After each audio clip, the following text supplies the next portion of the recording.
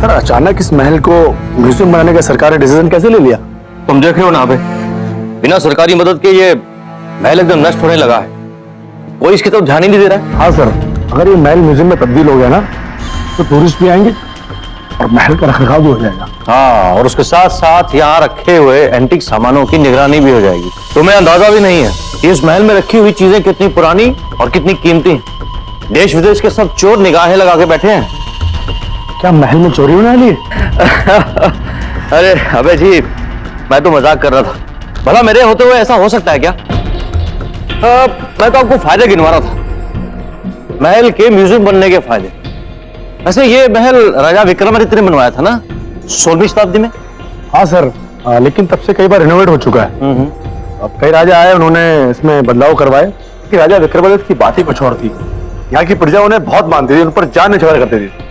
अब सर लेकिन वो क्यों ना हो, राजा विक्रमादित्य थे ही ऐसे, अपनी प्रजा को अपने परिवार का हिस्सा मानते थे सर। अच्छा जी, वेरी इंटरेस्टिंग।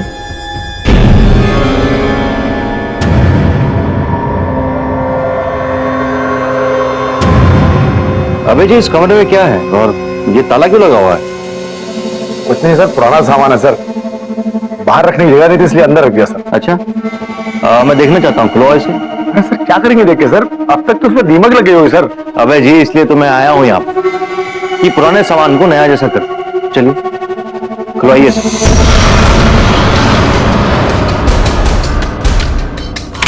आइए सर। ओह माय गॉड, लगता है सालों से किसी ने इस रूम की सफाई नहीं करवाई।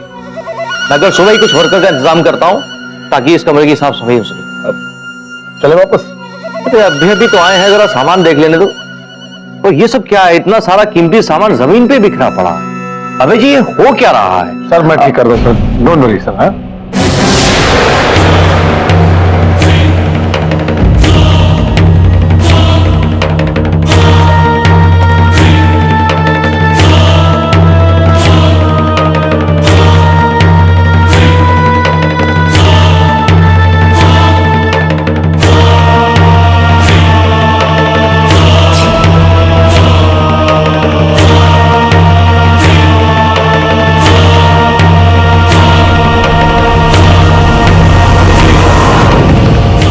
सर, ये क्या करें सर? सर चलिए, चाय बन गई सर, ठंडी हो जाएगी सर। अबे जी, मुझे ठंडी चाय पीने में ही मजा आता है। अरे सर ये सर क्या कहा आपने सर? शापित खंजर है सर, शापित। अरे आप कैसे घबरा रहे, जैसे इस खंजर से मैं आपका गला काट दूंगा। सर ये मजाक की बात नहीं सर, अरे कुंवर राजबुंदेला खंजर है। जब भी खौफ से बाहर आता है, किसी न किसी मासूम का खून बहा देता है। आपको मुझे सुबह यहाँ पे पूजा करवानी होगी, कहीं ये खंजर आपकी जिंदगी में तूफान ना मचा दे। शाप तूफान। अबे जी, आप लगता है आज भी 16वीं सदी में जी रहे हैं। तो इस महल से बाहर निकलिए और देखिए दुनिया कहां से कहां निकल गई है। सर दुनिया चाहे कितनी आगे क्यों ना निकल जाए, लेकिन हमें कुछ चीजों को पीछे मुड़कर देख लेना चाहिए। शायद वो मौत की दस्तक दे रही हो और ये खंजर उन्हीं में से एक है। जब ये खंजर इस खोल से बाहर निकलेगा, इसकी प्यास तभी बुझेगी जब ये किसी का खून चखे। हम तो इंसान हैं, एक दिन मर जाए, मगर हमारे बदले की आग खंजर में हमेशा अमर रहे। सर ये खंजर रख दीजिए।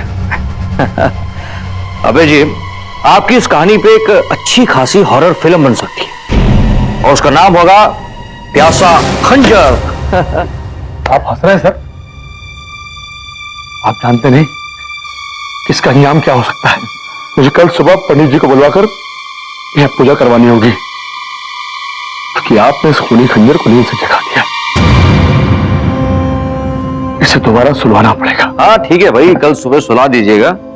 अभी चलते हैं और बहुत कुछ देखें। चलिए आइए।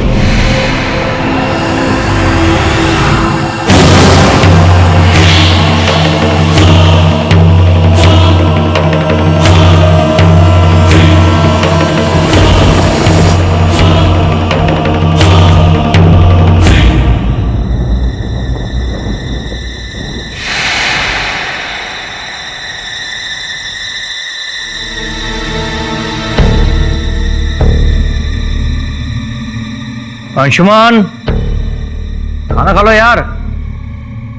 भैया बस 10 मिनट में आ रहा हूं। अरे क्या 10 मिनट यार, खा लो ना अभी। कितना लेट खाना खाता है।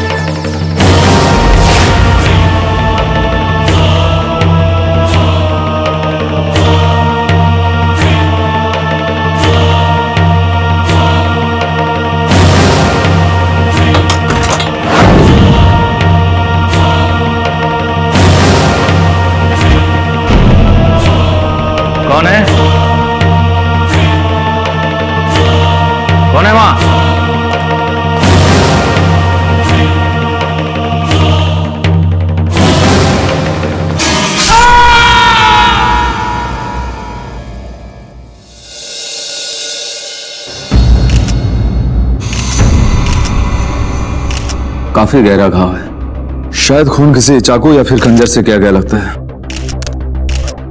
आप इनके छोटे भाई हैं? जी हाँ, मैं ही उनका छोटा भाई हूँ। मैंने ही आपको फोन किया है। मेरा नाम अंशुमन है। जब धर्मवीर सिंह जी ने आपके भाई का खून किया उस वक्त आप कहाँ थे? जी मैं ऊपर छत पे था। मैं अपने दोस्त से बात कर रहा था, फिर एकदम से भैया की चिल्लाने की आवाज सुनाई दी और फिर क्या? फिर मैं भागा, नीचे आया और देखा कि भैया यहाँ खून से लथपथ पड़े हैं और इनके अलावा यहाँ पर और कोई नहीं था।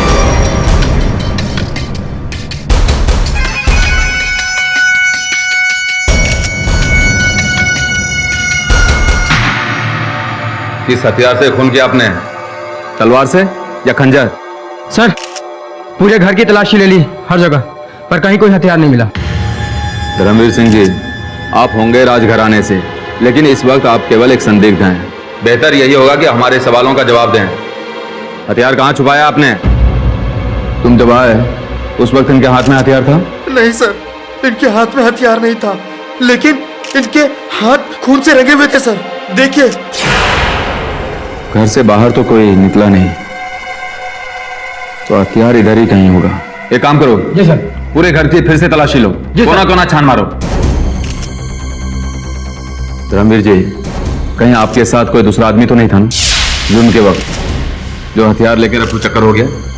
देखिए, अगर आपको लगता है कि हथियार नहीं मिलने से आप बच जाएंगे तो ये आपकी गलतफहमी है। इन्होंने तो मौन व्रत धारण कर लिया है। चलिए इतना ही बता दीजिए कि खून क्यों किया आपने?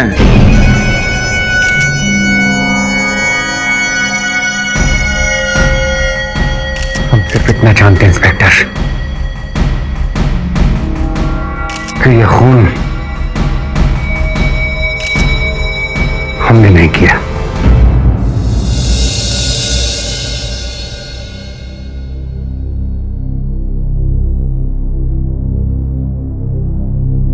Good morning sir. Morning morning. Good morning boss. 6 बजे की फ्लाइट बहुत जल्दी हो जाएगी नहीं? साहब कहाँ जा रहे? मैं नहीं, हम सब जा रहे हैं। हाँ? किधर बॉस?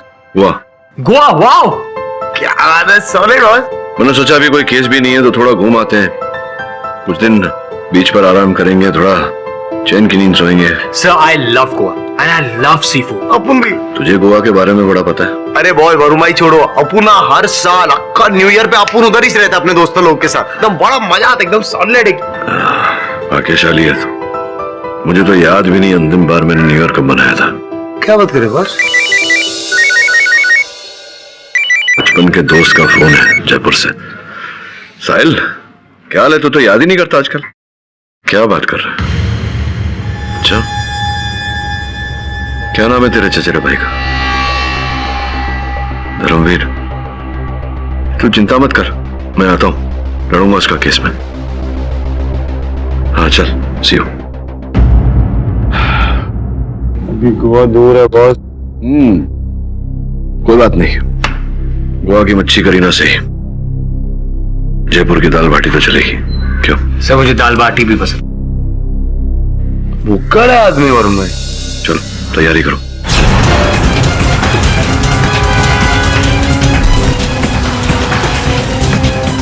जी नहीं केडी साहब, ये खून मैंने नहीं किया है। मैं तो आयुष्मान जी के पास ये दरख्वास्त लेकर पहुंचा था कि हमारे बुजुर्गों के इस महल को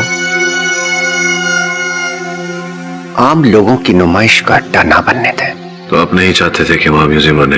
हम क्या, हमारे खानदान में कोई भी राजा ये बात नहीं चाहेगा। ये बात सोचकर भी हमारे बुजुर्गों की रूह कांप जाती होगी कि उनकी बनाई हुई चीज पर, उनके बनाए हुए उन आलीशान महलों पर सरकार तिजारत करे, लोग वहां आए, एक नुमाइश का सा माहौल बना रहे। तो स्पष्ट है कि आयुष्मान ने आपके इस निवेदन को ठुकरा दिया होगा। मेरे लाख समझाने पर भी उनके कान पर जूं तक नहीं रेंगी। मैंने उन्हें यहां तक भी कहा कि ये महल हमारे जैसे राजाओं की कमाई का आखिरी जरिया है, लेकिन बात उनको तब भी समझ नहीं आई। इसी बात को लेकर आप दोनों के बीच में वाद विवाद हुआ होगा और फिर परिस्थिति हाथ से निकल गई होगी। केडी साहब, आप मेरा यकीन कीजिए, माहौल जरूर गरमाया था, लेकिन हम ये नहीं चाहते थे कि उनके साथ ऐसा हो। The court is called to order. Your honour, case आईने जैसा साफ है। इसमें दो राय है ही नहीं कि आयुष्मान खन्ना का कत्ल धर्मवीर सिंह बुंदेला ने ही किया। योर ऑनर, कुछ ऐसा प्रतीत हो रहा है कि राठौर साहब इन्हें वकालत से अधिक आपकी कुर्सी में रुचि है, तभी तो केस के आरंभ होने से पहले ही निर्णय सुना रहे हैं। मिस्टर राजवीर, खूनी कौन है और कौन नहीं, ये फैसला आप मुझ पर छोड़ दें तो बेहतर होगा। Please call your first witness. Sorry honour, परसों ठंडी आइसक्रीम हो गई, इसलिए। आइसक्रीम तो ठंडी ही होती है। तो मेरे सामान्य ज्ञान के अनुसार जरा गर्म कीजिए, सुनवाई को अपने गवाह को बुलाएं। मैं आयुष्मान खन्ना के छोटे भाई अंशुमन खन्ना को कटघरे में बुलाने की इजाजत चाहूंगा। इजाजत है। अंशुमन जी, 14 तारीख की रात को आयुष्मान खन्ना का कत्ल मिस्टर धर्मवीर सिंह ने किया तो। I object your honour. Oh, I am sorry, I will rephrase. Anshuman ji, 14 तारीख की रात को जब आपके भाई साहब का कत्ल हुआ तो आप कहां थे? जी, हमारे घर में मोबाइल की नेटवर्क की थोड़ी प्रॉब्लम है, इसलिए मैं बाहर बालकनी में अपने दोस्त से बात कर रहा था। हाँ कपिल, बोल यार। अरे नहीं यार, कुछ नहीं, बस नेटवर्क की प्रॉब्लम है यार। फिर क्या हुआ? फिर अचानक से घंटी बजी। इस वक्त कौन आ गया?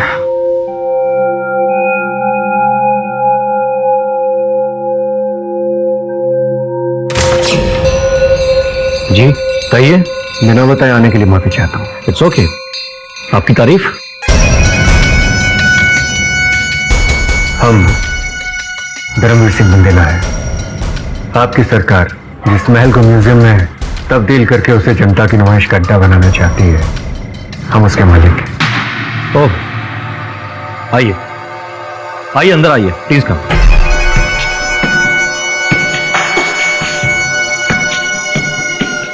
और बताइए धर्मवीर जी, क्या लेंगे आप? चाय, कॉफी, ठंडा? आप तकलीफ मत कीजिएगा। हम यहाँ अपने महल के बारे में आपसे कुछ गुफ्तगू करने के लिए आए हैं। बातों बातों में मैं अपने छोटे भाई से तो आपको मिलवाना ही भूल गया। यह है अंशुमन, मेरा छोटा भाई। हम आपसे अकेले में बात कर सकते हैं? धर्मवीर जी, ये मेरे जिगर का टुकड़ा है और हम दोनों एक दूसरे से कोई बात नहीं छुपाते। आप इसके सामने बात कर सकते हैं। इट्स ओके भैया, आप लोग कैरी ऑन कीजिए। वैसे भी मुझे कपिल से बात करनी है, तो मैं ऊपर जाके बात करता हूँ। ठीक है। हाँ कपिल, एक मिनट यार, नेटवर्क का ये बड़ा। हेलो। हाँ कपिल, बोल यार। मतलब कि इस तरह धर्मवीर जी ने आपको उस कमरे से बाहर भेज दिया ताकि वो अपने नापाक इरादों में कामयाब हो सके। हाँ? जब आप बैल्कनी में दोबारा गए फिर क्या? मुझे भैया और धर्मवीर के झगड़े की आवाजें सुनाई दे रही थी। वो दोनों चिल्ला चिल्ला कर बातें कर रहे थे। फिर एकदम से अचानक मुझे चीखने की आवाज सुनाई दी। मैं तुझे बाद में फोन करता हूं।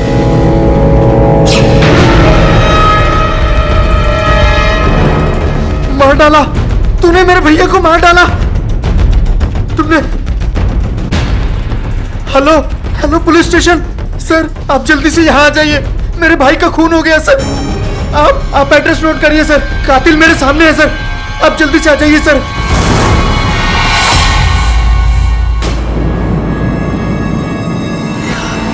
Point to be noted milord, जिस वक्त आयुष्मान खन्ना का कत्ल हुआ उस वक्त कमरे में सिर्फ और सिर्फ धर्मवीर सिंह बुंदेला ही थे। मैटर इज एब्सोल्युटली क्लियर कि कातिल मिस्टर बुंदेला ही है। अरे राठौर साहब, रुकिए ना। मैं जानता हूं आपका स्वास्थ्य ठीक नहीं, आप घर जाना चाहते हैं, लेकिन निर्णय से पहले मुझे भी तो जरा प्रश्नोत्तर करने का अवसर दीजिए। आपको आपत्ति ना हो तो। नो नो, अब बैठिए जरा। वो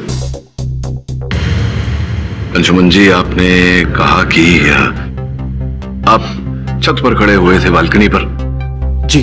वहां से आपने अपने भाई साहब और धर्मवीर के बीच जो विवाद हो रहा था उसे सुना, तो ठीक से सुना आपने क्या चल रहा था दोनों में? जी कुछ कुछ नहीं, देखिए ये कुछ कुछ जो शब्द है वो कुछ कुछ होता है जैसे चलचित्रों के शीर्षक में ही अच्छा लगता है। ये अदालत है, यहाँ कुछ कुछ नहीं, पूरा पूरा चलता है। तो पूरा पूरा बताइए, क्या आपने सुना था, नहीं सुना था, क्या हुआ था? जी मैं फोन पर था, मुझे सिर्फ भैया धर्मवीर के चिल्लाने की आवाजें सुनाई दे रही थी, लेकिन झगड़ा किस बात पे हो रहा था मुझे बिल्कुल पता नहीं है। मतलब आवाजें सुनी, शब्द क्या बोले जा रहे थे वो नहीं सुना आपने। जो भी हो, तो कितने समय तक ये विवाद चल रहा था दोनों के बीच? यही कुछ 10 से 12 मिनट तक। अच्छा, 10-12 मिनट है। बहुत प्यारी घड़ी पहनी है आपने, महंगी भी लग रही है, अवश्य स्विस मेड होगी, है ना? जी, ये मुझे मेरे भैया ने दी थी मेरी पिछले बर्थडे पे। तो उस दिन जब आप बालकनी में खड़े खड़े इनके बीच होते हुए तर्क वितर्क को सुन रहे थे, उस समय भी आपने ये घड़ी पहनी थी? ऑब्जेक्शन योर ऑनर, इस केस से अंशुमन की घड़ी का क्या वास्ता? योर ऑनर, जब इन्होंने इतने विश्वास से कहा कि ये 12 मिनट तक ऊपर छत पर खड़े थे, मैं केवल इतना जानने का प्रयास कर रहा हूं कि इन्होंने अनुमान से कहा था, ये घड़ी देखकर कहा था। Objection overruled. यूं ही कह रहे हैं या घड़ी पहनी थी, बताइए? जी मैंने घड़ी पहनी थी। घड़ी पहनी थी आपने? जी, करीबन 9 बजे मैं बालकनी में गया और 9:15 में मुझे चीखने की आवाज सुनाई दी और मैं तुरंत भागा। अच्छा, मतलब ये चीख सुनकर आप तुरंत बालकनी से नीचे आ गए। तो बालकनी से नीचे आने में कितना समय लगा होगा आपको? जी मुझे ज्यादा टाइम नहीं लगा, जैसे मैंने चीख सुनी मैं वैसे ही भागा। नहीं, मतलब अनुमान से बताइए, 2 second, 4 second, 6 second, 9 second, 10 second, 10 second लगे आपको नीचे। तो अब 10 सेकंड में नीचे आए और क्या देखा आपने? मेरे मुवक्किल के हाथों में कोई हथियार था? जी नहीं। अरे तो धर्मवीर ने वो हथियार छुपा दिया होगा ना? हथियार छिपा दिया 10 सेकंड में? एक काम करिए राठौर साहब, मैं आपको ये पेंसिल देता हूं, आप 10 सेकंड में से छुपाइए, पकड़िए, चलिए गिनती शुरू। 1 2 3 4 5 6 7 8 9 10। राठौर साहब, आप 10 सेकंड में एक पेंसिल नहीं छिपा पाए और आप चाहते हैं कि हम इस बात को मान ले कि मेरे मुवक्किल ने हत्या करने के पश्चात 10 सेकंड में इतनी सुंदरता से उस चाकू को छिपाया कि पुलिस को घटनास्थल से वो चाकू प्राप्त ही नहीं हुआ। योर ऑनर, वहां कोई खुफिया दरवाजा होगा, खुफिया कमरा होगा। कैसी बातें कर रहे हैं आप? आप भी जानते हैं कि पहली बार मेरे मुवक्किल वहां गए थे आयुष्मान के घर। इन्हें कैसे पता चलेगा उनके घर में कहां खुफिया दरवाजा है, कहां खुफिया कमरा है? भाई तुम ही बताओ, क्या तुम्हारे घर में ऐसा कोई खुफिया कमरा है, कोई खुफिया दरवाजा है? जी नहीं। नहीं है your honour, no more questions. Mister Rajveer, आपको अंशुमन से कुछ और सवाल पूछना है? योर ऑनर, अगर आपकी परमिशन हो तो बस अब मैं धर्मवीर जी से एक सीधा सीधा सवाल पूछना चाहूंगा। इजाजत है। Thank you honour. Dharamvir ji, एक सीधा सीधा सवाल है, आपने आयुष्मान का कत्ल क्यों किया? Objection your honour. राठौर साहब, मैं आपको बता देना चाहता हूं कि जब तक मेरे मुवक्किल पर लगा हुआ आरोप सिद्ध नहीं हो जाता, आप अपने शब्दों का चुनाव जरा सोच विचार कर कीजिए। Objection sustained. मिस्टर राजवीर, आप मिस्टर धर्मवीर से उतना ही पूछिए जितनी जरूरत है, उनको उकसाइए नहीं। धन्यवाद योर ऑनर। वकालत की किताब तो आपने पढ़ी ही होगी, जिसमें लिखा है कि जब तक आरोप सिद्ध नहीं हो जाता, हर संदिग्ध निर्दोष होता है। पाठक जी, मैंने पढ़ा भी है और समझा भी है। फिलहाल तो मैं इनसे यह समझना चाहता हूं कि आयुष्मान के घर गए क्यों थे? हम आयुष्मान जी से दरख्वास्त करने के लिए गए थे।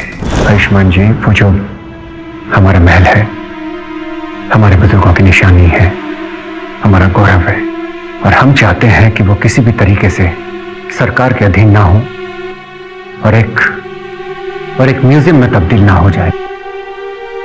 I'm sorry, लेकिन मैं कुछ नहीं कर सकता। आप ये क्यों नहीं समझ रहे हैं कि वो महल हम राजाओं की धरोहर है, खानदान की धरोहर है। वो महल सिर्फ आपके खानदान की धरोहर ही नहीं बल्कि पूरे देश की धरोहर है, एक हेरिटेज साइट है। और सबसे बड़ी बात, इस देश के टूरिस्टों और अन्य नागरिकों के लिए एक ज्ञान का भंडार है। और सबसे बड़ी बात धर्मवीर जी, आपने उस महल की देखरेख, उसका रखरखाव ठीक ढंग से किया ही नहीं। वो हमारा महल है, हम उसे जैसे चाहे रखें। सरकार कौन होती है दखलंदाजी देने वाली? आप एक बात भूल रहे हैं, इस देश में लोकतंत्र है, डेमोक्रेसी। आपके राजघराने का शासनकाल खत्म हो चुका है। और हाँ, इसके बावजूद भी आपको कुछ करना है तो आप सरकारी दफ्तर जाएं और जाकर वहां पर अर्जी दें। देखिए, आप ये क्यों नहीं समझ रहे कि वो महल ही हमारी कमाई का एकमात्र जरिया है। आपको मुंह मांगी कीमत मिलेगी। देखिए, मैंने आपसे कहा ना, इसमें मैं आपकी ये आवाज कैसी है? जंजीर की आवाज है। कोई अंदर है क्या? जी नहीं, आप रुकिए, मैं देख कर आता हूं।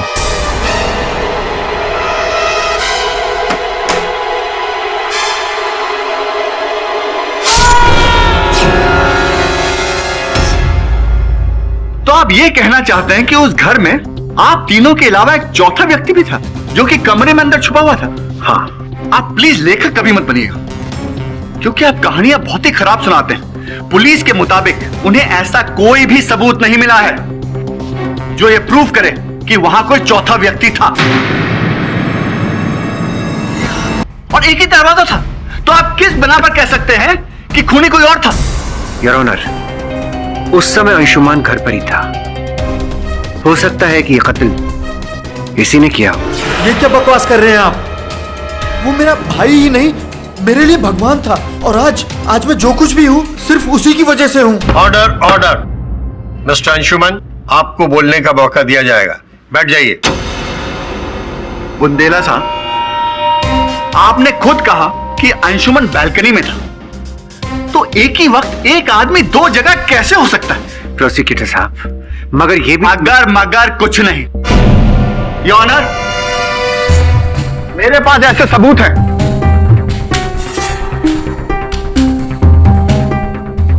ये अंशुमन के फोन रिकॉर्ड्स हैं जो कि कहते हैं कि जिस वक्त आयुष्मान का मर्डर हुआ वो फोन पर था।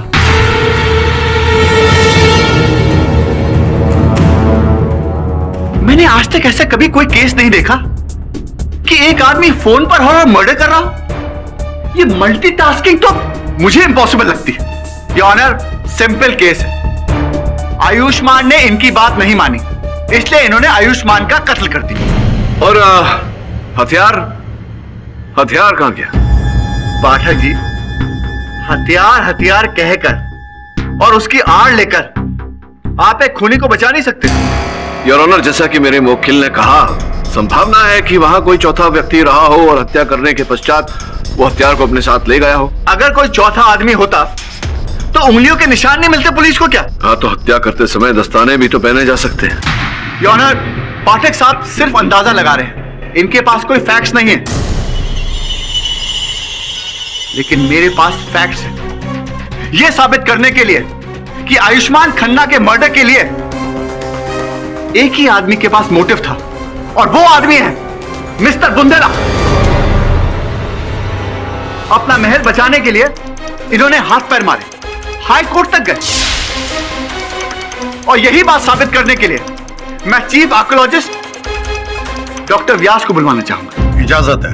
शेखर जी, आप मिस्टर धर्मवीर को कब से जानते हैं? यही कोई पिछले 2 साल से, जब मैं अपने आर्कियोलॉजी डिपार्टमेंट की तरफ से इनके महल में कुछ रिसर्च के लिए गया था।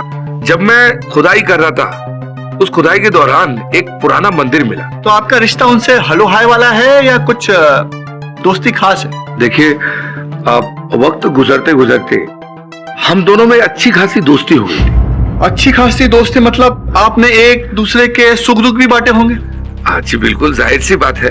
तो कभी ऐसा हुआ है कि बुंदेला साहब ने अपने दुखों के बारे में आपसे कुछ कहा हो? जी, एक ही बात थी जो इनके दिल में कांटा बरकर चुभ रही थी, और वो ये थी कि इनके महल का म्यूजियम में तब्दील होना। तो आखिरी बार इस टॉपिक पर आपकी बात उनसे कब हुई थी?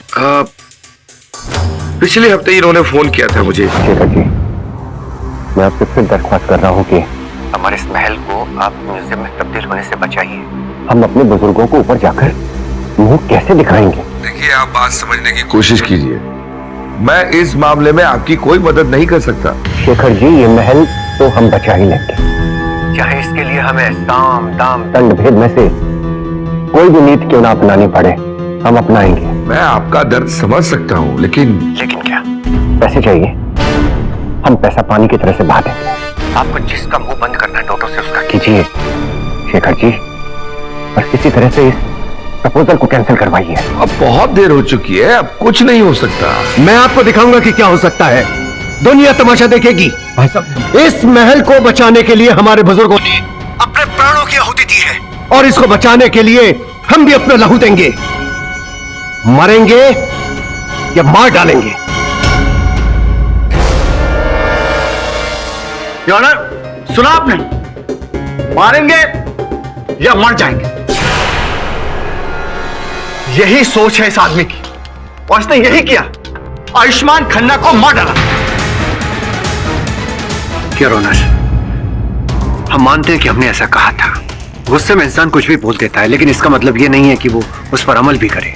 यानी कि आपको आपके गुस्से पर काबू नहीं है, और इसी गुस्से की वजह से आपने एक मर्डर भी कर दिया। अगर हमें गुस्से पर काबू नहीं होता तो आप यहाँ इतनी बदतमीजी करने के बाद भी सही सलामत नहीं खड़े रहते। धमकी? योर ऑनर, पब्लिक प्रोसिक्यूटर को धमकी? योर ऑनर, ये आदमी बहुत ही खतरनाक है। अगर इसे बाहर छोड़ा गया तो अपने महल को खोने के गम में ना जाने कितने लोगों को मार डाले। I object your honour. Rathore साहब मेरे मुवक्किल पर बिना किसी कारण व्यक्तिगत आरोप लगा रहे हैं। मैं आग्रह करूंगा अदालत से कि इन्हें चेतावनी दी जाए। Objection sustained.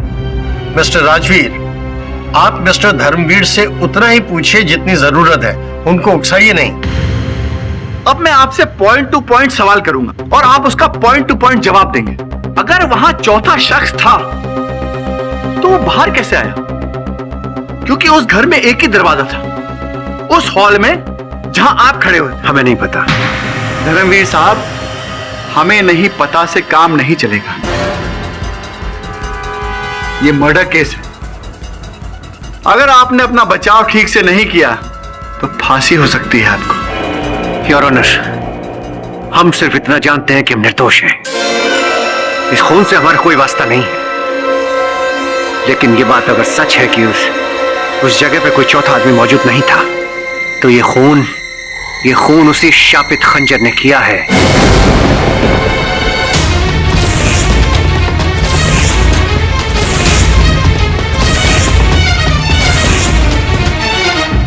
जो न जाने कितने सालों से अनगिनत लोगों की जान ले रहा है।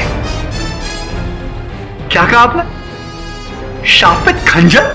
जी हां, 100 साल पुराना शापित खंजर है वो।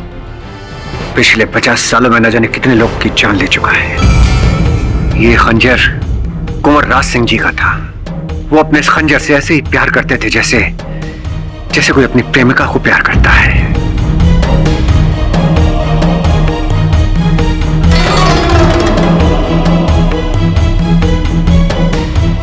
दिन रात उसी खंजर को देखते रहते थे। लेकिन 13 जून 1910 को कुछ ऐसा हुआ। कुंवर साहब अपने घर में सो रहे थे और उन्हीं के दोस्त ने उनका खंजर चुराकर उन्हीं की छाती में घोंप दिया। कुंवर साहब तो नींद में ही खत्म हो गए, लेकिन उनकी आत्मा ने उस प्यारे खंजर का साथ कभी नहीं छोड़ा।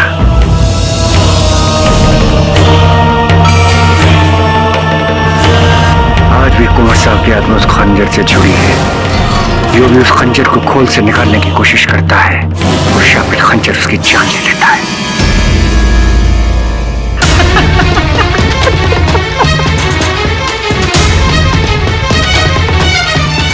यार, दिस इज वेरी फनी। बचाव के लिए इनके पास और कोई स्टोरी नहीं बची तो भूत प्रेत की कहानी सुनने लगे। ये कहानी नहीं, हकीकत है प्रोसिक्यूटर साहब। अगर आपको हमारी बात पे यकीन नहीं है तो आप ये बात अभय से पूछ सकते हैं। अभी अभय कौन है? अभय हमारे महल का केयरटेकर है। लगता तो नहीं कि आपके महल की कोई केयर कर रहा है, नहीं तो वो म्यूजियम में कन्वर्ट नहीं होता। योर ऑनर, मैं मिस्टर अभय को कटघरे में बुलवाना चाहूंगा। इजाजत है। तो मिस्टर अभय, कहीं आप भी हमें मिस्टर धर्मवीर वाली डरावनी कहानियां तो नहीं सुनाएंगे? जज साहब, ये कहानी नहीं सच है। जो भी आदमी उस खंजर को खोल से निकालता है उसकी मौत निश्चित है, और ये गलती आयुष्मान जी ने भी की थी। अरे सर, ये सर क्या कहा आपने सर? शापित खंजर है सर, शापित। अरे आप तो ऐसे घबरा रहे जैसे इस खंजर से मैं आपका गला काट दूंगा। सर ये मजाक की बात नहीं सर। मैं तो उन्हें श्राप से मुक्त करवाने के लिए अगले दिन सुबह हवन कराने वाला था कि उसी रात उनकी मौत हो गई। तो इसका मतलब अगर आपने सुबह उनका हवन करा लिया होता, पूजा करा ली होती, तो आयुष्मान की मौत नहीं होती। जी नहीं।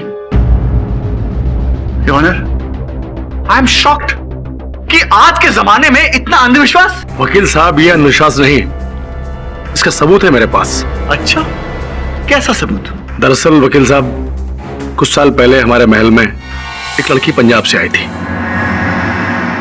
मेघना नाम था उसका। वो भी उस खंजर से वैसे आकर्षित हुई थी जैसे आयुष्मान हुए थे।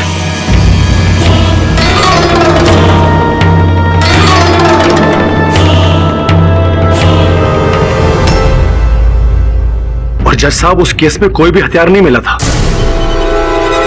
अभय जी, आप ये कह रहे हैं कि आपका खूनी खंजर आपके महल से पंजाब गया, वहां उस लड़की का खून किया और वापस आपके महल में आ गया,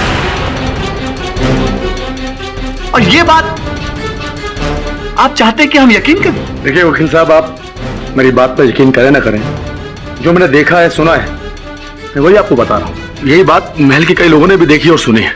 योर ऑनर, मिस्टर अभय ये बेतुकी बातें करके अदालत का वक्त बर्बाद कर रहे हैं। मैं रिक्वेस्ट करूंगा कि मैं अपना दूसरा गवाह बुलाऊं। एक मिनट रुकिए जरा। आपको आपत्ति ना हो तो एक आध प्रश्न मैं भी पूछ लेता। लगता है आपको डरावनी कहानियों में दिलचस्पी है। दो चार आप भी सुन लीजिए। राठौर साहब, क्या कहानी है और क्या वास्तविकता, ये निर्णय न्यायाधीश महोदय को करने दीजिए। अभय जी, जिस समय आयुष्मान जी की हत्या, अगले दिन मैं स्टोर रूम पे ये देखने के लिए गया कि खंजर वहां पर है कि नहीं। खंजर वहीं पे था।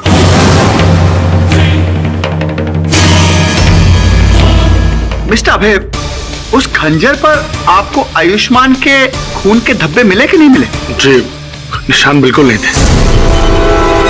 Very interesting. योर ऑनर, इनका ऑटोमेटिक खूनी खंजर खून करता है, वापस महल में आता है और अपने आप को धो धा के सेटल हो जाता है।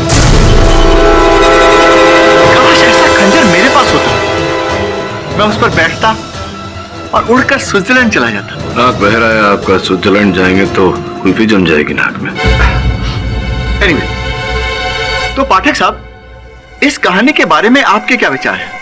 खूनी खंजर, इन सब चीजों में आप बिलीव करते हैं? योर ऑनर, मैं जानता हूं कि ऐसे अंधविश्वास में मानना ये वैज्ञानिक भी है और उचित त्रुटि भी नहीं, किंतु योर ऑनर, संभावना तो है कि कोई चौथा उस कक्ष में रहा हो जिसने उसी खंजर का उपयोग किया हो हत्या करने के लिए। योर ऑनर, मैं इस बात की छानबीन करने के लिए अदालत से समय की मांग करता हूं। अगली सुनवाई होगी ठीक एक हफ्ते बाद, यानी 22 तारीख को सुबह 11 बजे। Till then the court is adjourned. Pathak ji. जी। एक फ्रेंडली एडवाइस दूं? हाँ जी। आप इस केस से अपना नाम विड्रॉ कर लीजिए। क्या है, आज तक आप कभी भी कोई केस हारे नहीं है, लेकिन ये केस आप हारने वाले हैं। मैं भी आपको मित्रता में कुछ देना चाहता हूँ। श्योर। रिश्वत दे रहे हैं क्या? जी नहीं, ये डॉक्टर सुनीता जाकर अपनी चिकित्सा करवाई है, पैसे भी नहीं लेगी आपसे। बहुत अच्छी डॉक्टर है। मुझे पूरा विश्वास है कि अगली सुनवाई में आपको ये रुमाल नाक पोंछने के लिए नहीं, आंसू पोंछने के लिए जरूरत पड़ेगी।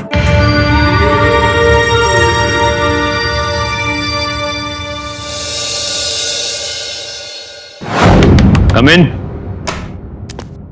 डॉक्टर वशिष्ठ। अरे आओ आओ केडी, क्या बात है, क्या हाल है? काफी फिट लग रहे हो। जिमिंग शिमिंग काफी जोरों से चल रही लगता है। हाँ डॉक्टर साहब, अब क्या करें। मैं तो हमेशा से कहता हूँ कि व्यायाम करने से न केवल शरीर की तंदुरुस्ती लेकिन मन भी तंदुरुस्त रहता है। और एक तेज दिमाग शातिर वकील का सबसे बड़ा हथियार होता है। और तुम्हें कुछ ऐसी बात बताएं जिससे तुम्हारे पास एक और शातिर हथियार मिल जाए, जिससे कोर्ट में तुम अपनी दलील अच्छी तरह पेश कर सको। यह है आयुष्मान की फॉरेंसिक रिपोर्ट, जिसको देखने से लगता है कि उसके छाती के घाव में कुछ केमिकल्स पाए गए हैं, जिसका इस्तेमाल ब्रास और कॉपर के मेटल पॉलिशिंग में किया जाता है। इसका अर्थ यह हुआ डॉक्टर साहब कि जब हत्या की गई उसके कुछ समय पहले ही उस हथियार को पॉलिश किया गया था। एग्जैक्टली। और कोई विशेष जानकारी उस हथियार के बारे में? देखो केडी, आयुष्मान की छाती का घाव का जो मैंने माप लिया, उसके बाद जो इस तरह का हथियार इस्तेमाल किया गया होगा। एक ऐसा खंजर जो लगभग 10 इंच लंबी और 2.5 इंच चौड़ी होगी। ऐसी लंबाई 10 इंच, चौड़ाई 2.5 इंच। डॉक्टर साहब, देखना ये है कि आपका ये जो वर्णन है ये उस शाही खंजर पर सही बैठता है या नहीं। सर, मगर हम ये करेंगे कैसे? उचित प्रश्न हो। ये उस महल का नक्शा है, बड़ी चतुराई से इसमें प्रवेश करना है और उस शाही खंजर का पता लगाना है। सर, एक आइडिया है। बोल।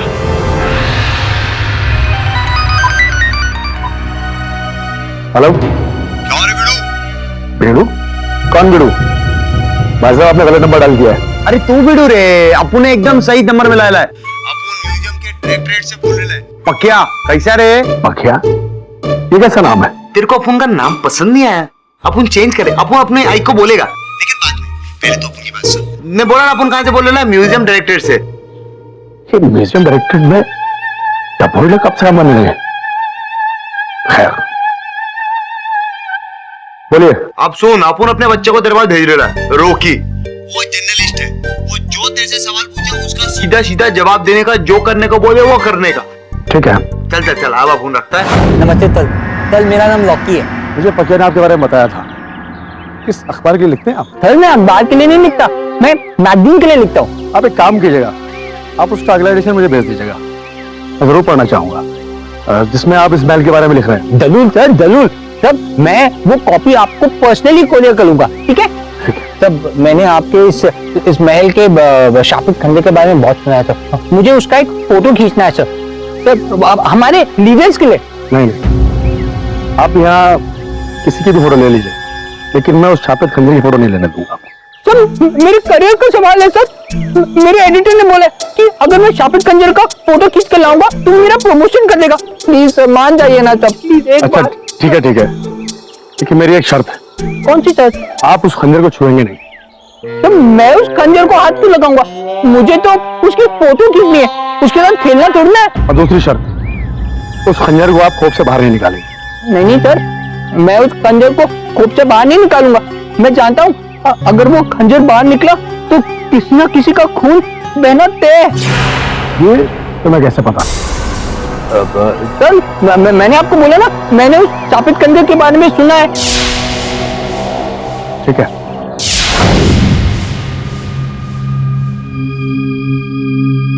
लो फोटो खींच लो। हाँ? शापित खंजर? Thank you very much. तो मैं 1 मिनट में उसकी फोटो खींच लेता हूँ। तो थैंक यू सो मच। तो बस तो कैमरा में लेंस लगाने में तो 2 मिनट लगेगा। तो मैं पहली बार शापित खंजर को देख रहा हूँ सर।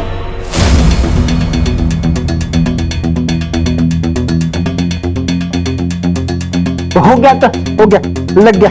जल्दी खींचो भाई। बस तो मैं 2 मिनट में फोटो खींच लेता हूँ सर। ये फोन बिना कभी भी आया था। सुनो, तो जल्दी फोटो खींचो, मैं भी आ रहा हूँ। और हाँ, तो छूना मत। सर, मैं बिल्कुल नहीं छूंगा। बिल्कुल नहीं दूंगा सर।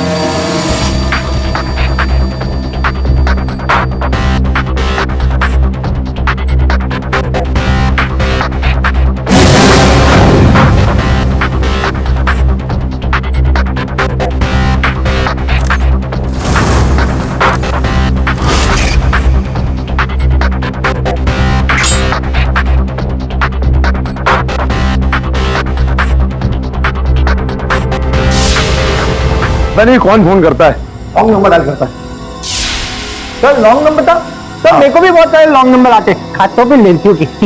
फोटो खींच ली? फोटोग्राफ खींच ली तो thank you very much sir, thank you very much. तो भाई आर्टिकल सक्सेस की बुलंदी तक लेके जाए। Thank you sir, thank you sir, thank you very much.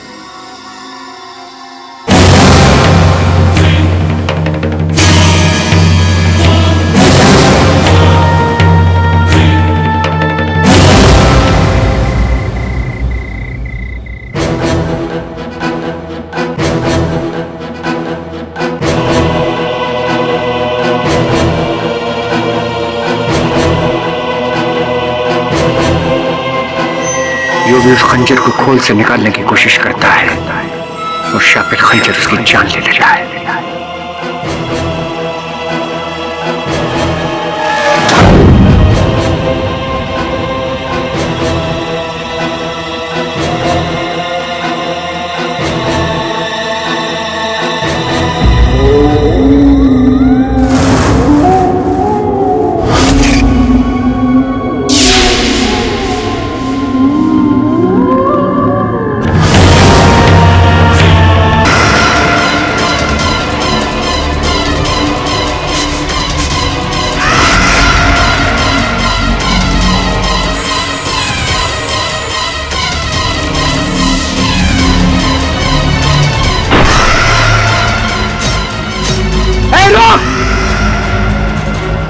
रुक जा।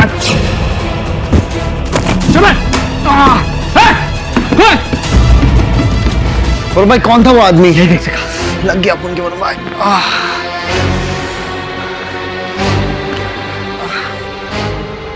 इसका अंदाज तो वही हुआ।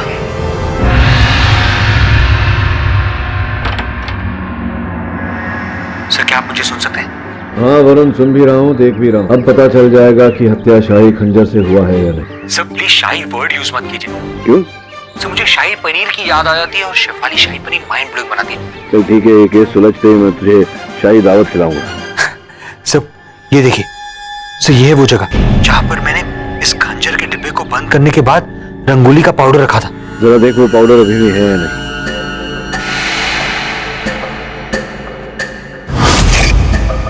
हाँ सर अभी है। इसका अर्थ ये होता है कि वो डब्बा खुला नहीं, ना ही खंजर बाहर निकला। सर इसका मतलब ये हुआ कि खून शाही खंजर से नहीं, किसी और खंजर से हुआ है। हाँ इस समय लगता तो ऐसा ही है, लेकिन हमें चांस नहीं लेना चाहिए। ये भी संभव है कि हत्यारे ने खंजर निकाला और बाद में अंदर रखने के बाद में फिर रंगोली वैसे ही लगा दी। लेकिन सर इस बात को हम कंफर्म कैसे करेंगे? एक ही तरीका है वो, फोरेंसिक डॉक्टर की रिपोर्ट।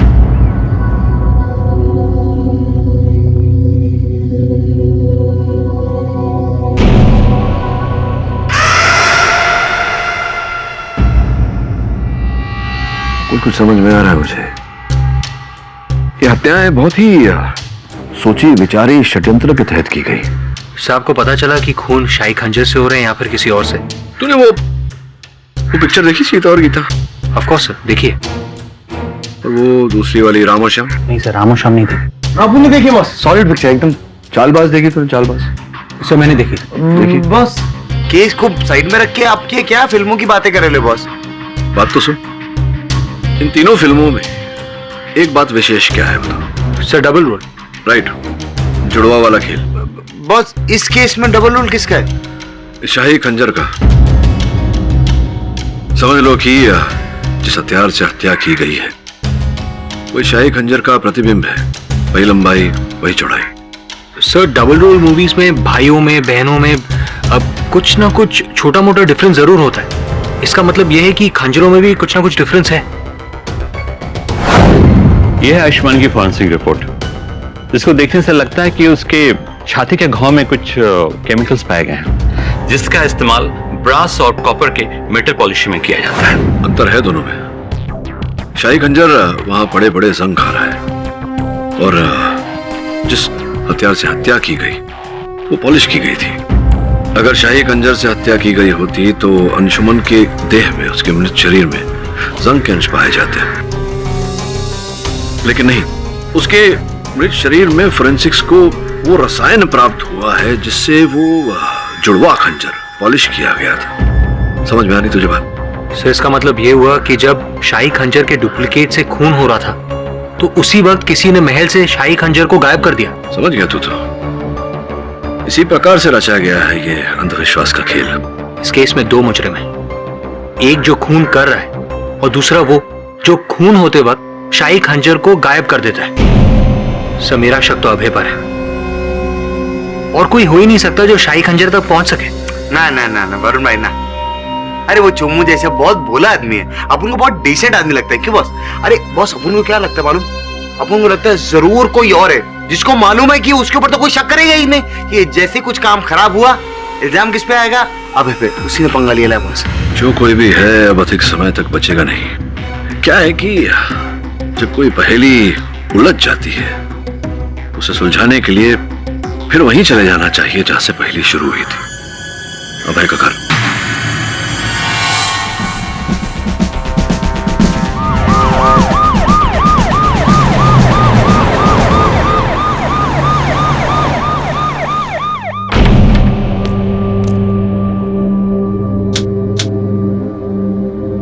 भले ही पिछली बार हमें यहाँ कोई सुराग ना मिला हो, मगर इस बार हम पूरी तैयारी के साथ आए।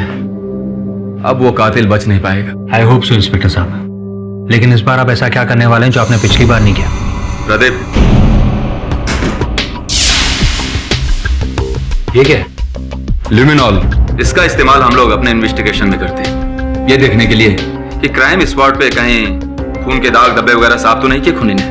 हाँ, इसके बारे में मैंने एक केस में पढ़ा था। डिटेक्टिव ने इसी स्प्रे का इस्तेमाल करके खूनी को पकड़ा था। अब इस कमरे में जितने भी मेटल के सामान हैं, हम उसे अलग करेंगे, फिर उस पे ये स्प्रे छिड़का जाएगा।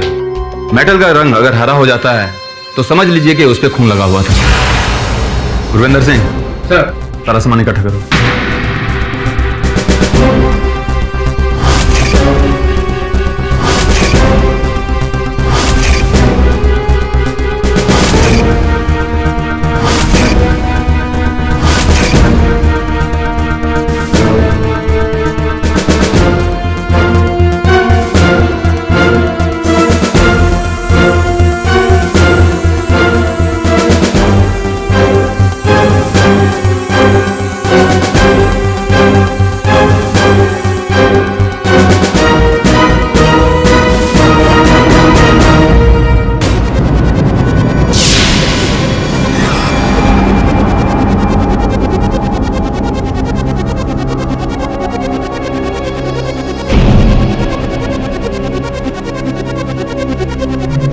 इसका मतलब यह है कि इन दोनों चीजों पर लगा खून कातिल ने साफ किया था।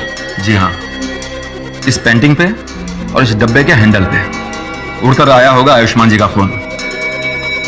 आई होप कि आप लोगों को इस केस में कुछ तो मदद मिलेगी। I hope so. लेकिन मुझे एक बात समझ में नहीं आ रही है कि कातिल को इतने कम टाइम में इतना सब करने का वक्त कैसे मिला? उसने हथियार गायब किया, खून के छींटे साफ किए और आप लोगों के आने से पहले यहां से फरार भी हो गया। How is it possible? कहीं धर्मवीर जी का दावा सही तो नहीं है? हो सकता है आयुष्मान जी के भाई अंशुमन ने ही। योर ऑनर, उस समय अंशुमान घर पर ही था।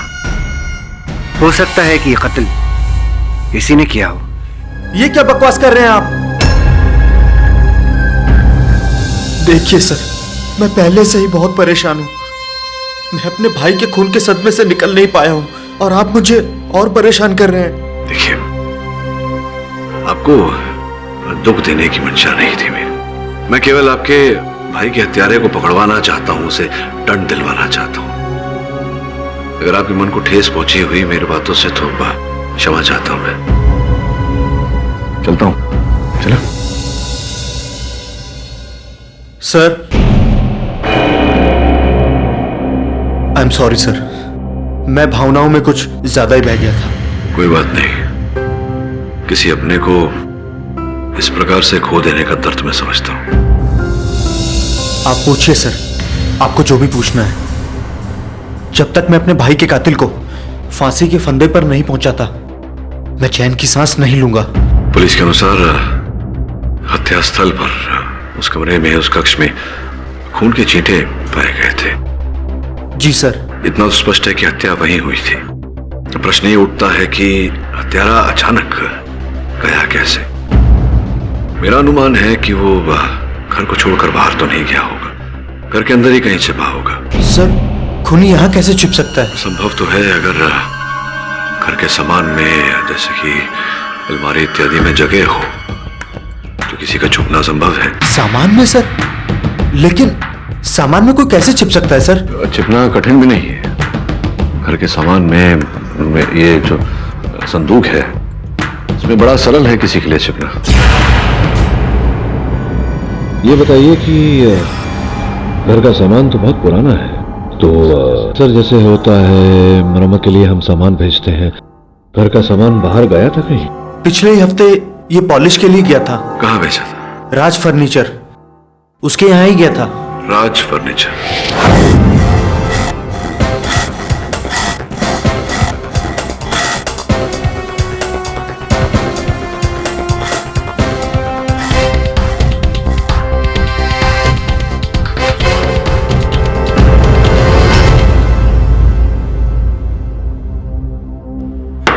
The court is called to order. Case number 1405 B, Dharamvir Singh versus Anshuman Khanna, hearing 2। अदालत की कार्रवाई शुरू की जाए। क्या हुआ, जुकाम नहीं ठीक हुआ आपका? अरे गया था आपके डॉक्टर सुनीता के पास, इतना बड़ा इंजेक्शन लगा दिया, लेकिन जुकाम ऐसा है कि नाक छोड़ने का नाम ही नहीं लेता। कोई बात नहीं। जिस प्रकार से इस केस में लापता हथियार की गुत्थी सुलझ गई है, मुझे पूरा विश्वास है कि आपकी न जाने वाली जुकाम की गुत्थी भी सुलझ जाएगी। हथियार की गुत्थी सुलझ गई? मतलब हथियार मिल गया आपको? जी जी।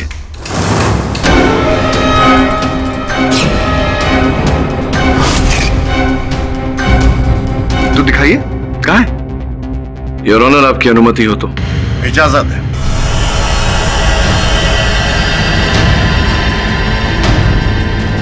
योर ऑनर, ये रहा हथियार। हथियार? ये हथियार है?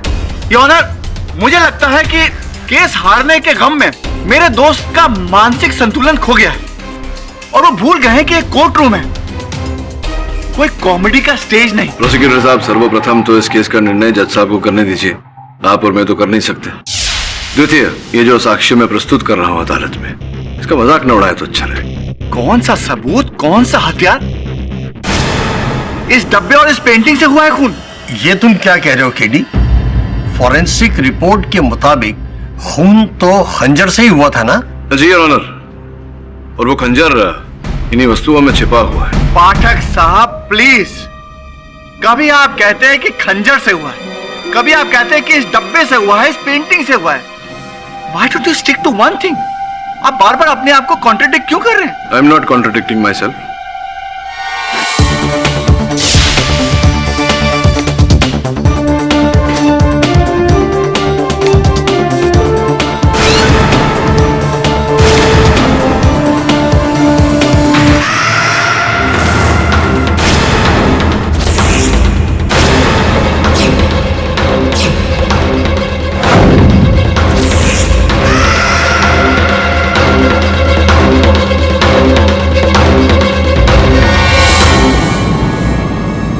योर ऑनर, इसी प्रकार से हत्यारे ने उस कक्ष में पड़े हुए इन वस्तुओं से इस खंजर का इजाद किया। हत्या करने के बाद इसे 4 टुकड़ों में अलग करके वहीं पर पड़ी हुई चीजों में छिपा दिया।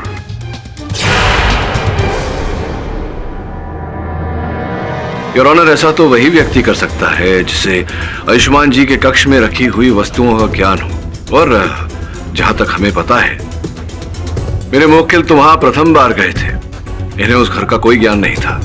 इसका अर्थ यह होता है कि ये दोषी नहीं है। ऑब्जेक्शन! पाठक जी मुझे कब से ताने मार मार कर ये कह रहे थे कि मैं जज बनने की कोशिश ना करूं, आप ये खुद ही जजमेंट दे रहे हैं कि धर्मवीर जी बेगुनाह है। Objection sustain. मिस्टर पाठक, मान लिया कि खूनी ने हथियार इसी ढंग से छुपाया था जिस तरह से आप बता रहे हैं, पर इसके बावजूद अहम सवाल अभी भी वहीं का वहीं खड़ा है। घर में उस वक्त मिस्टर धर्मवीर सिंह बुंदेला के अलावा था ही कौन? कोई तो था योर ऑनर, और जिस चतुराई से उसने हथियार को छिपाया है स्वयं को भी छिपाया था योर ऑनर। इंस्पेक्टर साहब, आपको धर्मवीर जी क्या पार्ट्स में मिले थे? मतलब पैर गार्डन में और अलमारी में सर और नाक फ्रिज में? I object your honour. मेरे मुवक्किल पर इस प्रकार से कटाक्ष कसने का इन्हें कोई अधिकार नहीं। Objection sustain. और रहा प्रश्न असल हत्यारे के छिपने का योर ऑनर, तो इस प्रश्न का उत्तर तब मिल जाएगा जब अदालत ये जान जाएगी कि वो शाही खंजर कौन वहां से ओझल करता है। आपका मतलब है शाही खंजर को किसी ने गायब किया? जी योर ऑनर, हर हत्या के पहले कोई उस खंजर को वहां से उठाता है और हत्या होने के बाद वहां रख देता है। इसका अर्थ यह होता है योर ऑनर कि हत्या उस शाही खंजर से नहीं हुआ। शाही खंजर का उपयोग किया जा रहा है हम सब लोगों को रास्ता भटकाने के लिए। व्हाट?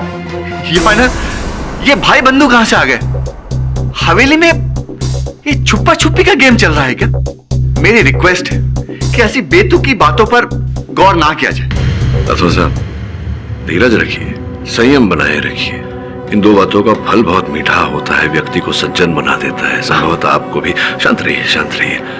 योर ऑनर, मैं निवेदन करता हूं आपसे कि आदेश दें कि शाही खंजर को अदालत में मंगवाया जाए। अभी तो आपने कहा कि खून शाही खंजर से नहीं हुआ, तो फिर शाही खंजर को यहां बुलवाने का क्या तुक? ये भी तो कहा मैंने राठौर साहब कि उस शाही खंजर का उपयोग किया गया है हमारा रास्ता भटकाने के लिए। अब योर ऑनर, शाही खंजर यहाँ आएगा, किस प्रकार से उसका उपयोग किया गया है ये तो वही बताएगा। ठीक है, उस खंजर को तुरंत अदालत में मंगवाने का इंतजाम किया जाए। नहीं जज साहब, ऐसी गलती मत कीजिएगा।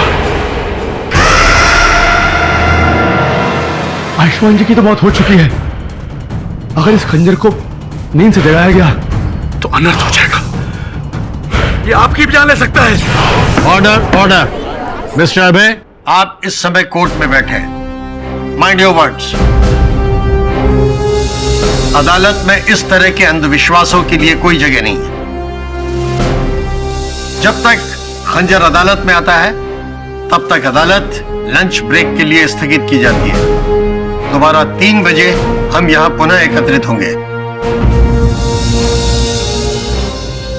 गौतम जी, कुछ मीठा है? मीठा? Chocolate, toffee? नहीं, कुछ नहीं।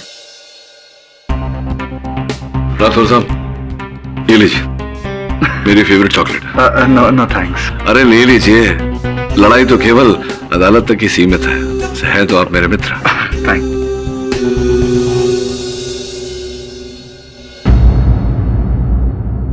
अदालत की कार्रवाई शुरू की जाए। योर ऑनर, मैं शाही खंजर अदालत में मंगवाने की अनुमति चाहता हूं। अनुमति है।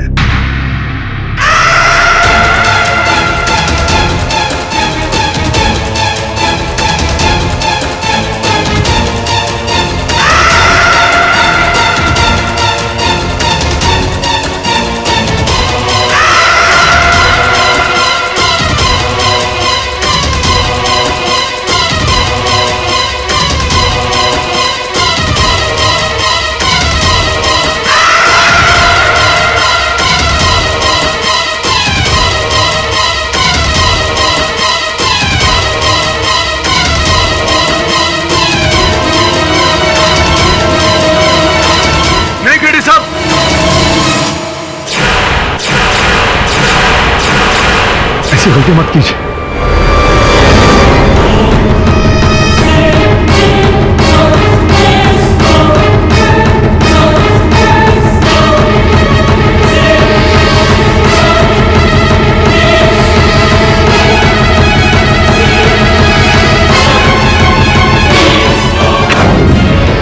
अब बताइए, मेरे जीवन में शेष कितना समय बचा है?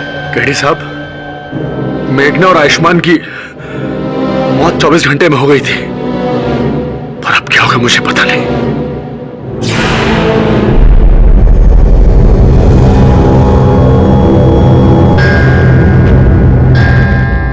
Time is up. The court is adjourned for the day.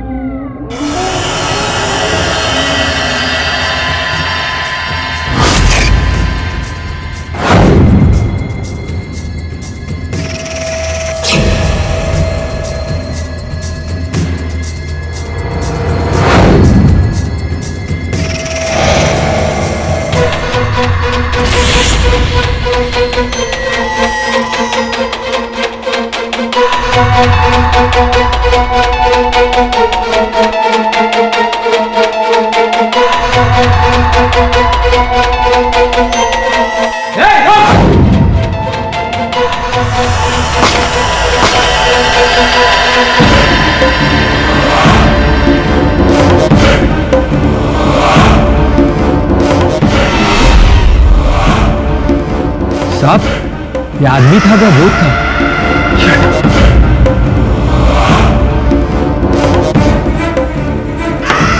Court is called to order. Your honour, 24 घंटे बीत चुके हैं और सौभाग्य से मैं अभी स्वस्थ हूँ, किंतु इन 24 घंटों में किसी ने उस खंजर को चुराने का प्रयास किया था। मिस्टर पाठक, आप साबित क्या करना चाहते हैं? यही कि किसी ने उस खंजर को चुराने का प्रयास किया था। कारण तो रहा होगा। आपकी आज्ञा हो योर ऑनर, तो मैं राज फर्नीचर वाले राज को बुलाऊं। अनुमति है।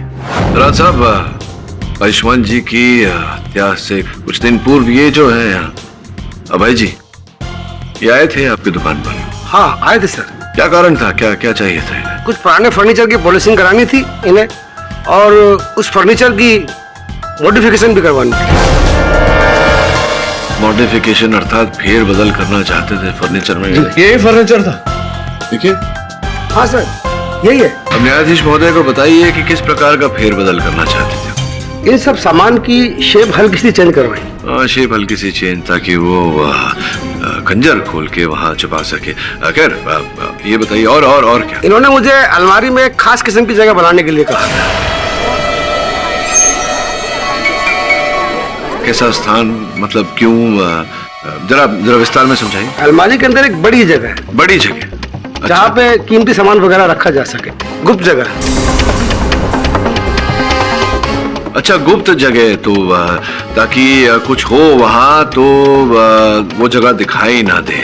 इन्होंने कहा था कि अगर घर में कभी कोई चोरी हो तो चोर की नजर नहीं पड़नी चाहिए अलमारी के उस हिस्से पर। बड़ी जगह थी, मतलब अभय जी स्वयं उसमें फिट आ सकते थे ना? वो काफी बड़ी जगह बनवाई। बड़ी जगह। बैठिए। योर ऑनर, मैं अभय जी को वापस बुलाना चाहूंगा। इजाजत है। अभय जी, अब तो हमने भी सुना, न्यायाधीश महोदय ने भी सुना कि आपने फेर बदल किया फर्नीचर में और अलमारी में। एक विशेष प्रकार की जगह बनाई आपने, स्थान बनाया जिसमें एक व्यक्ति छिप सके। मुझे माफ कर दीजिए सर, मैं मानता हूं कि मैंने गुनाह किया है, लेकिन मेरा खून नहीं किया।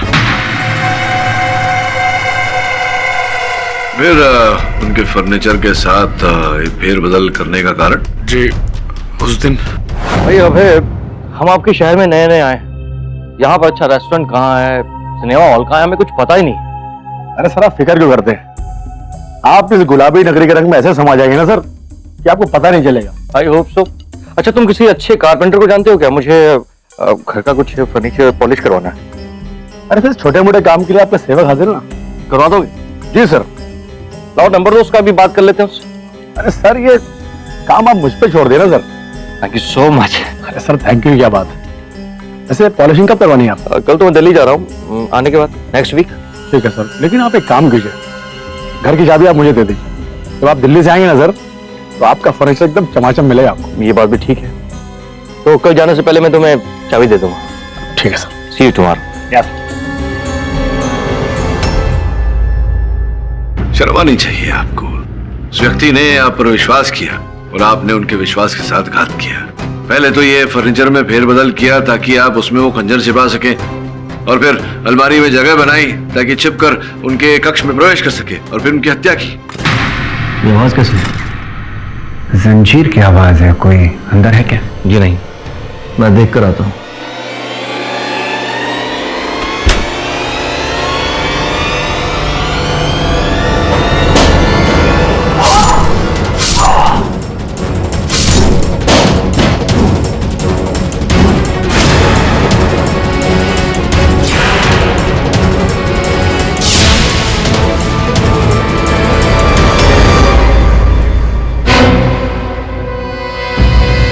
नहीं सर, मैं मानता हूं कि मैंने फर्नीचर में गड़बड़ी करवाई थी, लेकिन मैंने आयुष्मान जी का खून नहीं किया।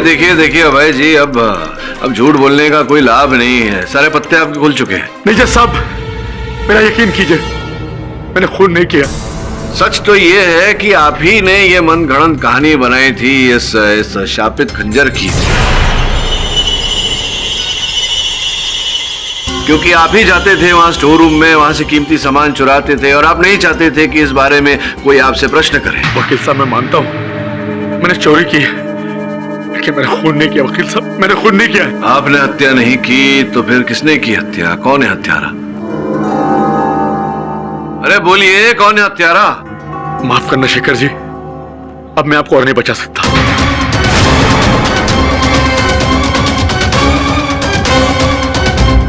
जो मैंने चोरी की वो शेखर साहब के कहने पे की, मैंने अपने मतलब के लिए नहीं किया।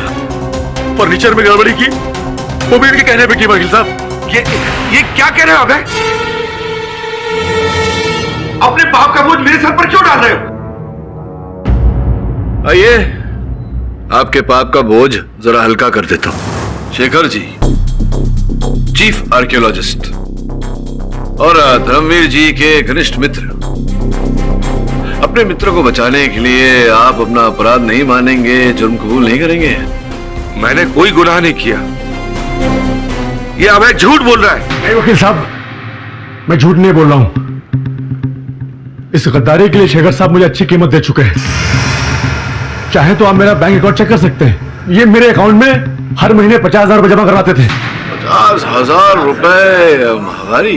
अर्थात आपसे भी ले रहे थे माहवारी और वहां पैलेस से भी? जज साहब, ये झूठ बोल रहा है। इसने खुद मुझसे 50,000 रुपए उधार मांगे थे, ये कहकर कि ये वापस लौटा देगा।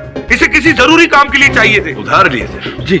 उधार लिए थे आपने? कितने महीनों से मिल रहे थे पैसे? जी पिछले 6 महीने से। 6 महीनों से? 6 महीनों से आप 50,000 रुपये? तो सोचने वाली बात है योर ऑनर की अगर कोई व्यक्ति किसी से उधार मांगता है तो एक बार मांगेगा, 2 बार मांगेगा, किंतु आप तो 6 महीने से लगातार 50,000 रुपये दिए जा रहे हैं। अवश्य कोई विशेष काम रहा होगा।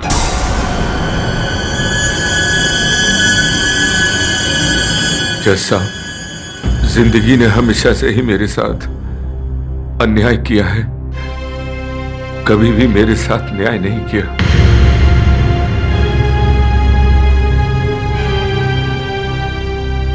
जब मैं स्कूल में पढ़ता था तो मेरे पिताजी के पास स्कूल की फीस भरने के पैसे भी नहीं होते थे। मैंने स्कॉलरशिप लेकर किसी तरह स्कूल की पढ़ाई पूरी की। सुबह अखबार बेचता था और दोपहर में कॉलेज जाता था।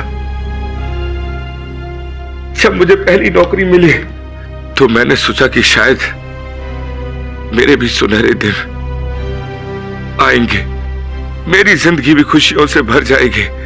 मुझे बहुत अच्छा लगा था जैसा, लेकिन मुझे क्या पता था कि तकदीर ने मेरी किस्मत में सिर्फ और सिर्फ अंधेरे लिखे हैं।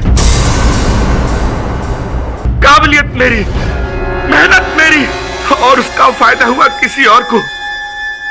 हाँ जैसा आयुष्मान को। और बस देखते ही देखते यूं चुटकियों में आयुष्मान को इस म्यूजियम प्रोजेक्ट का प्रोजेक्ट ऑफिसर आयुष्मान को बनाया गया। मैं खड़ा देखता रहा, अपने ही सामने किसी और को अपना हक छीनते हुए मैं देखता रह गया। जैसा मैं देखता रह गया और मैं कुछ भी न कर सका। शांत हो जाइए, शांत हो जाइए। इस देश में, भारतवर्ष में लाखों करोड़ों लोग ऐसे हैं जिनके लिए हर दिन, प्रतिदिन, प्रतिपल संघर्ष होता है। आपकी तरह वो हत्या करने पर उतारू नहीं होते।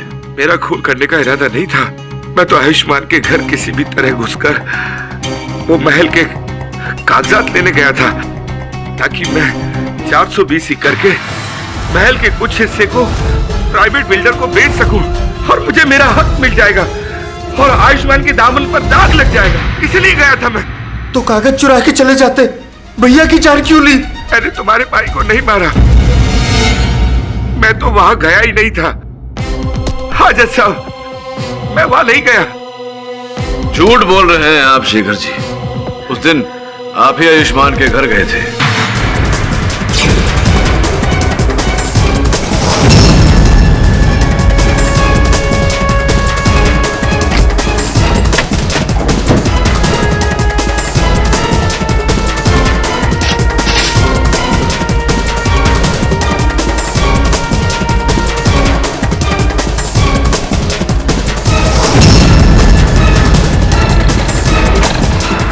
आप ये क्यों नहीं समझ रहे कि वो महल ही हमारी कमाई का एकमात्र जरिया है? देखिए, मैंने आपसे कहा ना, इसमें मैं आपकी ये आवाज कैसी है?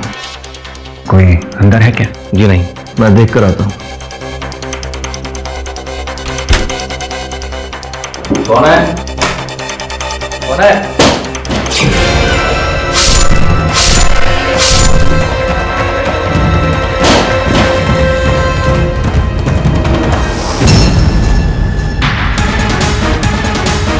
नहीं, ये झूठ है जज साहब। मैं उस दिन आयुष्मान के घर नहीं गया।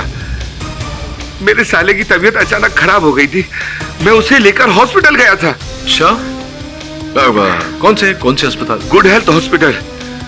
आप चाहे तो डॉक्टर से पूछ सकते हैं। मैं सारी रात वहीं पर था। ये भी तो हो सकता है कि आपने डॉक्टर को भी रुपए दिए हो झूठ बोलने के लिए, आपके पक्ष में गवाही देने के लिए। नहीं नहीं, ऐसा बिल्कुल भी नहीं है। आप चाहे तो वो हॉस्पिटल की सीसीटीवी फुटेज मंगा के देख सकते हैं। मैं सारी रात वहीं था। चलिए सीसीटीवी कैमरा का फुटेज भी मंगा लेंगे। ये मान लेते हैं एक क्षण के लिए कि आप सच बोल रहे हैं, तो अब आपके अतिरिक्त तो एक ही व्यक्ति जानता था उस अलमारी के अंदर जो जगह, जो स्थान बनाई गई थी किसी के छिपने के लिए, वो अभय जी। देखिए शेखर जी, ये बहुत गलत बात है। आप खुद को बचाने के लिए मेरी बलि दे रहे हैं। कैसी बलि? किसकी बलि? अरे तुम अदालत को साफ साफ बता क्यों नहीं देते कि मैं वहां नहीं था? आप आए थे उस दिन और अलमारी में आपके बैठने से अलमारी इतनी भारी हो गई थी कि मुझे कई मजदूर बनाने पड़े थे। अब है, तुम झूठ मत बोलो। मैंने तुम्हें उस दिन फोन भी किया था ये बताने के लिए कि मैं नहीं आ सकता। प्लान कैंसिल हो चुका है। मुझे आपका कोई भी फोन नहीं आया था। केडी साहब, आप चाहे तो मेरे कॉल रिकॉर्ड चेक करा सकते हैं। हाँ, क्योंकि मैंने तुम्हें फोन किया था। तुम्हारा फोन बार बार नॉट रीचेबल आ रहा था, तो इसमें मैं क्या कर सकता हूँ? मेरी क्या गलती है जज साहब? लेकिन मैं आपको अलमारी में बिठाकर आयुष्मान जी घर पे ले गया था और आप छीके भी थे। छीके थे क्या? जी हाँ, और मैंने आपको मना भी किया था कि आप आवाज मत कीजिए, नहीं तो मुसीबत आ जाएगी। जब मैं अलमारी में बैठा ही नहीं तो ये इल्जाम कैसे लगा सकते हैं? मेरी बात का यकीन कीजिए, मैं सारी रात वहीं था। आप चाहे तो वहां का रिकॉर्ड देख सकते हैं। दूध का दूध, पानी का पानी हो जाएगा। अभय जी, आपने इन्हें वहां अलमारी के अंदर घुसते हुए देखा था? जी नहीं सर, एक्चुअली हमारा ये प्लान था कि मैं शेखर जी की गली में टेम्पो रुकवाऊंगा।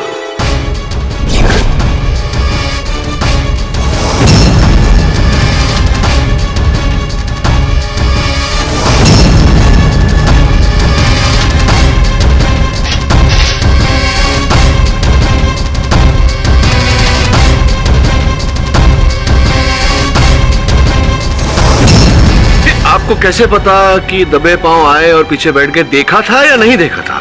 जी नहीं, मैं ड्राइवर के साथ आगे बैठा हुआ था। जब इसने मुझे अलमारी में बैठते हुए देखा ही नहीं तो ये मुझ पर इल्जाम कैसे लगा सकता है? शेखर जी, आपके अलावा और कौन जानता था कि अलमारी में छिपने की जगह है? तो क्या ये फर्नीचर वाला के बैठेगा क्या? एक बात बताइए, आपके और अभय जी के अतिरिक्त उस अलमारी के बारे में और कोई जानता था? नहीं, किसी को नहीं पता है। याद करिए, अगर किसी और को बताए होगी बात। हाँ हाँ शेखर जी, याद कीजिए, अच्छी तरह याद कीजिए, बहुत समय है हमारे पास। याद आया, मैंने उस दिन अभय को फोन किया था। जब अभय का फोन नहीं लगा तो मैंने करणवीर से रिक्वेस्ट की कि वो अभय से मिले और उसको कहे कि हमारा प्लान कैंसिल हो चुका है। किससे? करणवीर से।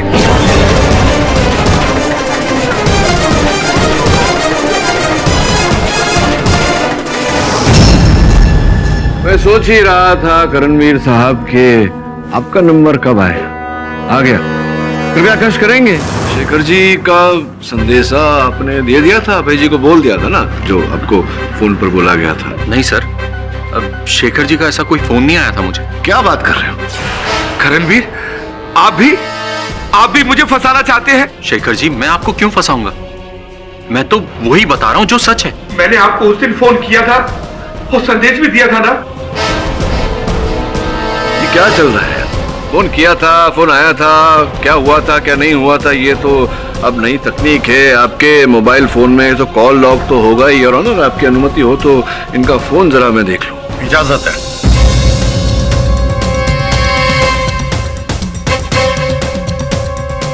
हाँ, ये देखिए, ये आप ही का नंबर है? जी।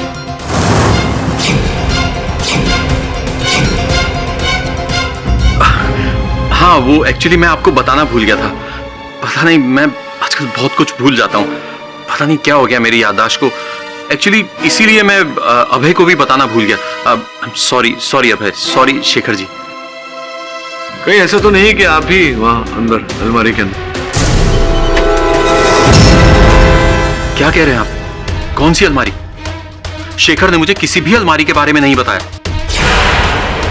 उसने मुझे सिर्फ इतना कहा था कि प्लान कैंसिल। अब क्या प्लान था वो तो मुझे नहीं पता। हाँ, और इनको प्लान के बारे में कैसे पता होगा? प्लान तो सिर्फ धर्मवीर को ही पता होगा, या तो अभय के थ्रू या फिर शेखर के थ्रू। नहीं, अगर धर्मवीर को इस योजना के बारे में ज्ञान होता तो ये वहां से भाग जाता ना, पुलिस के आने तक वहीं खड़ा नहीं रहता। और वैसे इस योजना के बारे में तो कर्मवीर भी जानते थे। क्यों, आप जानते थे ना? ये सब बकवास है, झूठ है, ये मुझे फंसाने की साजिश है। राजवीर जी, आप कुछ करते क्यों नहीं? मैं निर्दोष हूं। अब वो क्या करेंगे, कुछ नहीं कर सकते। वैसे आप बच गए थे, उस दिन आपका जीवन बच गया था जब पुलिस ने गोली चलाई थी। पुलिस की गोलियां? पुलिस ने गोलियां चलाई थी ना आप पर, 2, जब आप ये खंजर चुराने का प्रयास कर रहे थे। भूल गए आप?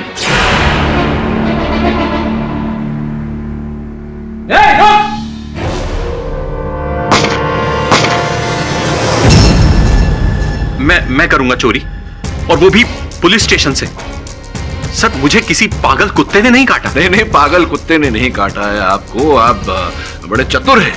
आप सबको ये आभास देने का प्रयास कर रहे थे कि कोई चुड़ैल है, कोई भूत प्रेत है जो खंजर चुराने का प्रयास कर रहा है। तो हो सकता है ये काम किसी भूत प्रेत या आत्मा ने किया। कैसे हो सकता है? क्योंकि भूत प्रेत इत्यादि तो बुलेट प्रूफ जैकेट तो पहनते नहीं। Bullet proof jacket? जी, इन्होंने पहना था जब पुलिस ने इन पर गोली चलाई थी। नहीं जज साहब, ये बिल्कुल झूठ है।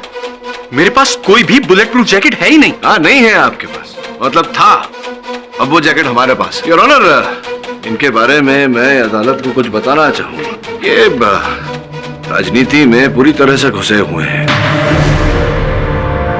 पिछले असेंबली के चुनाव में इन पर जानलेवा हमला भी हुआ था। इन्हें जान से मार देने की धमकियां मिली थी, और ये महल से बाहर बिना बुलेट प्रूफ जैकेट पहने निकलते ही नहीं। वो जैकेट योर ऑनर अभी आपकी आज्ञा हो तो मंगवाओ। इजाजत है। वरुण, योर ऑनर, ये रही वो बुलेट प्रूफ जैकेट और ये रिपोर्ट।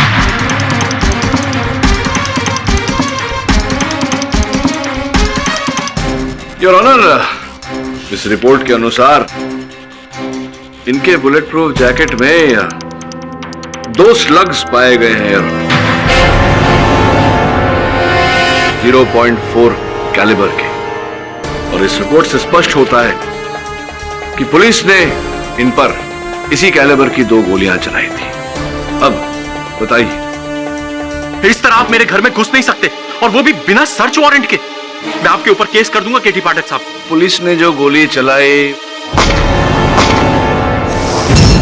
और उसकी रिपोर्ट हमने निकलवाई, अब ये सब संयोग तो हो नहीं सकता। योर ऑनर, इन पर संदेह मुझे उसी समय हो गया था जब वॉचमैन ने मुझे बताया कि आयुष्मान की जिस रात हत्या हुई ये घर पर थे ही नहीं।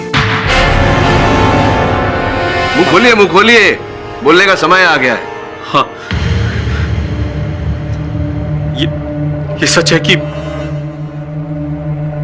आयुष्मान को मैं नहीं मारा।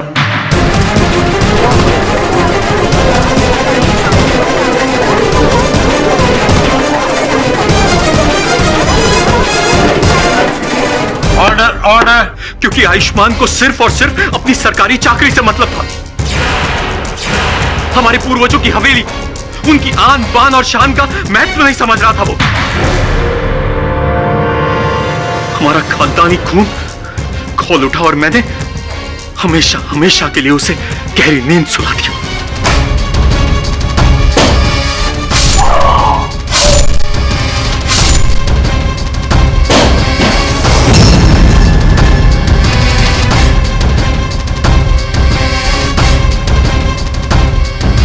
और वो शाही खंजर, उसे कैसे गायब करते थे? वो खंजर कभी अपनी जगह से हिला ही नहीं था। वो तो केवल आंखों का धोखा था। मैंने एक ऐसे ग्लास कवर का इंतजाम किया जिस पर खंजर के खाली स्टैंड वाली 3D तस्वीर हो।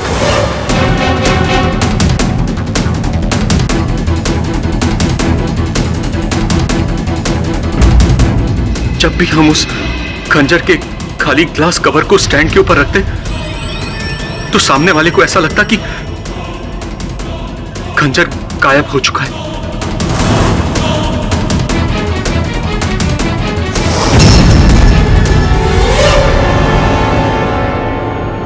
जबकि खंजर योर ऑनर वही था, 3D कवर के नीचे। खून आपने किया करणवीर, और इल्जाम हमारे ऊपर। आप अब तक चुप क्यों थे?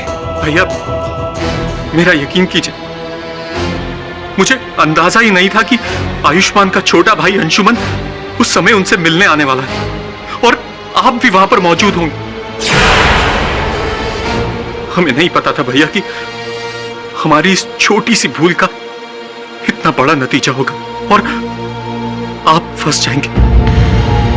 भूल नहीं, अपराध किया है आपने। इस अपराध का दंड इस अदालत में न्यायाधीश महोदय तो दे देंगे, पर आपका क्या होगा पता नहीं। एक बात बताऊं करणवीर, आज मुझे ये सोचकर बहुत शर्म आ रही है कि आप मेरे छोटे भाई हो। मैंने जो भी किया यही सोच के किया कि परिवार की इज्जत और मर्यादा इसी में। परिवार की इज्जत और भाई की जिंदगी का कुछ भी नहीं। Defence rest your honour. तमाम सबूतों और गवाहों को मद्देनजर रखते हुए अदालत इस नतीजे पर पहुंची है कि धर्मवीर सिंह जी बेगुनाह हैं। उन्हें सारे आरोपों से बाइज्जत बरी किया जाता है, लेकिन कर्मवीर सिंह को अंशुमन खन्ना की हत्या का दोषी पाया जाता है। लिहाजा ताज़रात हिंद दफा 302 के तहत उन्हें उम्र कैद की सजा सुनाई जाती है। To be hanged till death. The case is closed.